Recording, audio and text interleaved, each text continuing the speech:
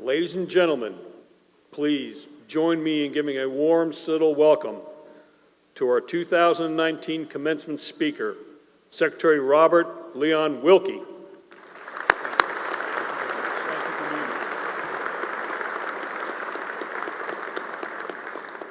Thank you to my friend General Walters, and thank you to the men, women, parents, friends of this remarkable institution. Today recognizes the fact that this is a milestone in life, and it marks a great time of change for all of you. And my first advice is to take time to thank those who have been of help to you, those family members and friends whose love and support helped you arrive at this day. Now, having given speeches at Arlington Cemetery, the White House, and the British House of Commons, I have always had in the back of my mind Winston Churchill's admonition that there are 3 B's in public speaking: be bold, be brief, and be gone. And I will try to live up to his reputation. Churchill himself actually had a great rhetorical antagonist, the Irish playwright George Bernard Shaw. And Shaw had just written the play Pygmalion, which Lerner and Loewe had turned 40 years later into the musical My Fair Lady. And he sent a note to Churchill and said, "Dear Winston, please take 2 tickets to the opening night of my play. Please bring a friend if you have one." And Churchill responded, said, "Dear Shaw, occupied with the business of government tonight, will come to the second night of your play, if there is one." But Shaw had the last word when it came to pompous graduation speakers. He was walking across Parliament Square in London, and coming toward him was the former Prime Minister James Ramsay MacDonald, who Churchill had once called a sheep in sheep's clothing. And he said, "Shaw, I am most distressed. I've been asked to give the commencement address at Balliol College in Oxford, and Shaw, they have only given me 15 minutes to speak. I cannot tell them everything I know in 15 minutes. What should I do?" Shaw said, "Ramsay, speak very slowly." But on a more serious note, as the Secretary of the Department of Veterans Affairs, there are few colleges or universities in this country that provide a more welcoming home for active duty service members and veterans and their families than does the Citadel. The fact makes it even more of an honor for me to be here with you today. So I'd like to share a couple of stories that mean a great deal to me. 26 years ago, a great American spoke here at the commencement of the Corps of Cadets, our nation's 40th president, Ronald Reagan.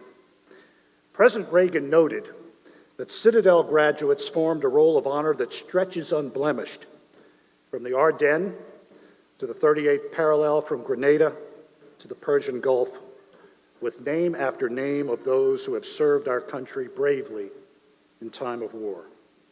And looking out today, I am reminded about something that my former boss, Condi Rice, once said. She said, "I have learned from my father that it was fine to ask questions, fine to learn the whole range of human knowledge, but there was some things that one could not see. There are some things that one cannot prove. The essence of being human is the knowledge of what is, combined with the belief of what might be. So you have taken advantage of this place of reason. The world too easily dismisses the role of reason and faith in our society and our world. But this place has encouraged you to find your passion. Remembering what you are passionate about, what will make you get up every day for the rest of your life, is more fulfilling in overcoming and mastering something difficult than something that comes easy. And you have learned that here. When you overcome something that is hard, you know you can meet life's challenges no matter how hard they are. You might not be able to control your circumstances, but you can control your response to those circumstances. If you can keep that in mind, you will not give way to aggrievement and to entitlement, both of which rob you of your ability to control your life. Whenever you are lacking in optimism, remember your special responsibility because of where you are and what you have been granted by this place to hold up those who don't fall to cynicism and to hold up those who can see a world not as it is, but a world as it should be. And I'd like to spend our last moments together talking about something that I have thought about and cared about for a long time, and that is the obligation of service to our great nation. We hear a lot in the United States about our rights as citizens. What we don't hear enough about are our responsibilities as citizens. What does it mean to be a citizen of this great republic? Churchill, who was the son of an American mother, summed it up this way about the United States. In America, when great causes are on the move in the world, we learn that we are spirits, not animals, and that something is going on in space and time, and beyond space and time, which, whether we like it or not, in America, spells duty. This nation was born in circumstances so unique that we still cannot comprehend the miracle. The founders, lawyers, tradesmen, merchants, farmers, achieved security and standing in life, but they valued liberty more. They pledged their lives, their fortunes, and their sacred honor. 16 of them gave their lives. Most gave their fortunes. All preserved that sacred honor. They gave us more than a nation. They brought to mankind for the first time the central idea that we are born free, that each of us has inalienable rights, and that the government was created for our convenience, having only the powers people chose to give it. That is the heritage that you are about to claim, and that is the heritage that many in this audience have already defended in uniform. We need you.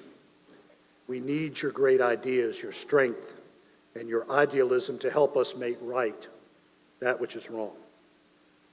So don't let the cynics persuade you that the past is behind us, that the past will never catch up with the future, that from here it is all downhill. Each generation can see farther than the generation that preceded it because it stands on the shoulders of those who came before. You are going to have unique opportunities that can only be found in this magnificent republic. When your history is written, it won't dwell on the turmoil of the recent past, but history will ask, and our answer determines the fate of freedom for 1,000 years. Did a nation lose hope? Did a people created by the courage of others lose that courage? 40 years ago, the Australian Prime Minister John Curtin said that I wonder if anybody ever thought what the situation for the comparatively small nations of the world would be if there were not in existence the United States of America, if there were not this magnificent country prepared to make so many sacrifices for the peace of mankind. This is our noble and rich heritage. It is yours to protect, it is yours to pass on, and that is your duty as citizens of a free republic. Last year, I had the great honor of visiting Roanoke, outside of Oxford, Mississippi, the home of the towering genius of 20th century American literature, Mr. William Faulkner. In 1950, Faulkner was awarded the Nobel Prize for Literature, and he delivered a speech for the ages, the shortest in Nobel history because, like Churchill, he believed in brevity as well. But I believe that Faulkner that day was speaking to the spark that exists in all of us, and that man is a learning and spiritual creature. Faulkner said that we must teach ourselves that the basest of all things is to be afraid. And teaching that, forget it forever, leaving no room in our workshop for anything but the old verities and the truths of the heart, the old universal truths lacking which any story is ephemeral and doomed. Love and honor, pity and pride, compassion and sacrifice. Until man does so, he labors under a curse. He writes not of love, but of lust, of defeats in which nobody loses anything of value, and of victories without hope, and worst of all, without pity or compassion. His griefs grieve on no universal bones, leaving no scars. He writes not of the heart. Until he learns these great things, he will write as though he stood among and watched the end of man. And as Faulkner concluded, he said, I decline to accept the end of man. It is easy enough to say that man is immortal simply because he will endure. That when the last dong of doom has clanged and faded from the last worthless rock, hanging tideless in the last red and dying evening, that even then there will still be one more sound, that of his puny, God-given, inexhaustible voice still talking. And he concluded by saying, I refuse to accept that end. I believe that man will not merely endure, he will prevail. He is immortal, not because he alone among the creatures has that inexhaustible voice, but because he has a God-given soul, spirit, capable of compassion and sacrifice and endurance.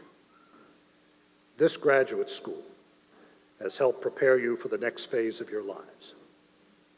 You are challenged to make the most of it.